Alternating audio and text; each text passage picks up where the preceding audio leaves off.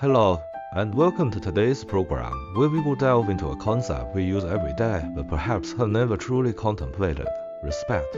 We have before us an excerpt from a master's profound teaching, a teaching that may challenge or even overturn your conventional understanding of respect. Our task today is to excavate from the master's guidance: what is true respect? What is its fundamental relationship with good roots and merit? And how does all of this manifest in our moment-to-moment choices? Are you ready? Let's begin. The material starts with an interesting question. When respect arises in our hearts, is this respect itself a good root or merit? The master emphasizes that there is a fundamental distinction between the two, and clarifying this is crucial. The master explains that respect itself is a good root. Like the root of a plant, it is potential and foundation. Only by first having this root can one possibly perform actions related to respect. The merit is the good result or positive influence generated when you correctly implement the respect in action. J. Respecting elders. Respecting the Dharma, and do so accurately and appropriately. Simply put, respect is the seed and the basis. Without it, the fruit of merit cannot ripen. If the good root of respect is lacking, any talk of cultivating merit might just be lip service, or even completely misguided. This also explains why the material mentions that good roots are very fragile, especially vulnerable to afflictions. Afflictions are like insects that bite and destroy them. Therefore, cultivating and protecting the good root of respect is, in itself, an important practice. The master stresses that afflictions are the natural enemy of good roots, damaging them with great speed. If one lacks this good root in life, it needs to be deliberately cultivated and established. If one already possesses it, it must be carefully nurtured like a young sapling, avoiding being eaten away by afflictions such as greed, anger, and ignorance. Next comes a potentially shocking point. The master states that every one of us is actually highly skilled in the art of respect. The problem lies in the object of that respect being misplaced. The master directly points out that we extremely respect eating, drinking, whoring, and gambling. Here, respect does not imply moral endorsement, but rather a deep psychological thought and behavioral pattern, constantly thinking about it, considering it important, perhaps even indispensable in life, driven by a strong internal impulse to satisfy it. The master gives an example. Upon seeing something one wants to eat, even if one knows it's unhealthy or is already full, one will try every means to eat it, perhaps even eating until one bursts without regard for the consequences. This is the ultimate form of respect, not to the food itself, but to the craving for consumption. Here, eating, drinking, whoring, and gambling are not meant in their literal sense, but are used as metaphors for the desires and habitual tendencies we indulge in. Gambling is not just placing bets in a casino, but also the mindset of let's try it. Let's test our luck in daily life, making decisions based on feeling, impulse, or wishful thinking without certainty of the consequences. J. One more bite won't hurt. Just 5 more minutes on the phone. Essentially, it's gambling that one will not face the bad results. Whoring, indulgence, refers to the state of being deeply marred and unable to extricate oneself, like falling into a swamp. Being led by sensory indulgence or mental craving, broadly corresponding to a deep immersion in material enjoyment, emotional dependence, or fixed ideas. The master's core view is clear.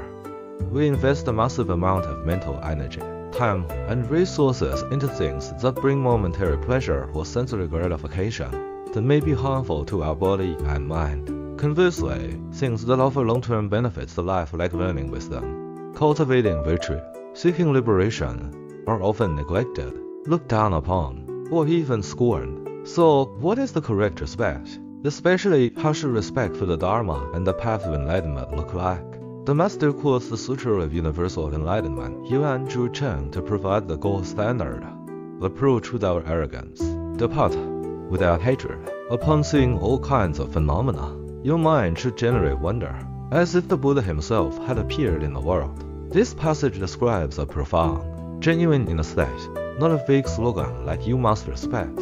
How do we shift respect from harmful habits to beneficial powers like the Dharma? The master mentions the method of infusion or permeation, using the analogy from the Sutra of Surangama, specifically the chapter on great power about the soul's attainment of perfection through Buddha recitation, a fragrance infuser who works with all cell spaces. by being immersed in the scent for a long time, even without deliberately applying perfume. The person's body and mind will naturally carry the fragrance. The key behind this, often mentioned in the Medicine Buddha Sutra, is the willpower of the Medicine Buddha to benefit sentient beings. Here, sentient beings essentially doesn't just mean living entities, but also those who hold deep emotion, feeling toward Buddhas and Bodhisattvas, have a spiritual connection, a heartfelt trust, and continuous thought. The fundamental reason we struggle to receive the blessings, which include conditions necessary for practice like correct views, extensive learning, understanding profound meanings, living conceit, upholding precepts, and delighting in giving of Buddhas and Bodhisattvas, is a lack of this deep feeling or emotional connection toward them. We exhaust our emotion, concentration, and respect on the worldly desires represented by eating, drinking, whoring, and gambling, even while verbally professing belief in the Dharma. Our deep internal connection and respect are scarce. Instead, we expect Buddhas and Bodhisattvas to actively bring us benefits, but we ourselves remain busy chasing immediate desires. This itself is a manifestation of lacking respect, naturally creating a barrier to blessings. Returning to the practical level, the direction given by the Master is cessation of evil and cultivation of good. Combined with the previous discussion, this principle takes on a deeper meaning. The foundation for ceasing evil is not suppression, but a deep understanding of the harm caused by afflictions, greed, anger, pride, doubt, ignorance, habitual desires. Seeing clearly the suffering, bondage, and destruction they bring will naturally lead to an internal desire to move away from them. The motivation for cultivating good comes from deeply recognizing the supreme benefits of the Buddhas, the Dharma, and the path of enlightenment. For instance, recalling the Medicine Buddha can help one achieve merits like upholding precepts and giving generously, states that are difficult to attain through one's own power alone. When one genuinely experiences and yearns for these benefits, respect naturally arises, leading to a willingness to remember, approach, and emulate. The Master stresses that the defilement of afflictions and the pure path of the Buddha are two extremes. One cannot travel toward both simultaneously. What you truly respect internally will involuntarily direct the direction of your life. This is not a one-time decision, but a continuous choice being made in every single moment. This internal respect and choice are not just mental thoughts, but are reflected 100% in all external words, deeds, and actions. Is your demeanor energetic or dispirited? Is your expression gentle or irritable? Is your tone calm or sharp? Are your words constructive or complaining? Is your posture upright or slack?